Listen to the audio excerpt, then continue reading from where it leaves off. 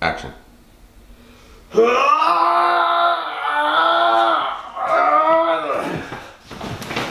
That was unsuccessful. I can't tear something like this in half, but I know who could.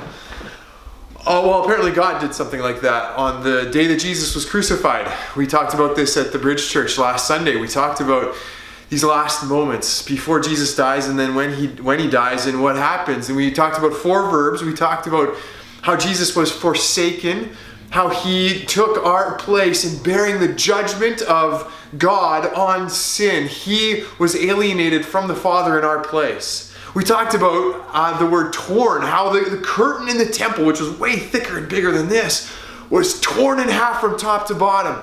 And we talked about how that both tells us that Jesus has opened the way for us to come into the presence of God, as well as for Gentiles, for the nations to know who God is, to enter into his presence as well, not just God's ethnic people. And then we looked at the word confessed, and we talked about how the first person in Mark's gospel to confess that Jesus is the Son of God is a Roman centurion. You talk about Gentiles coming into the presence of God. Here's a Roman soldier who says, this man is the Son of God, confesses this.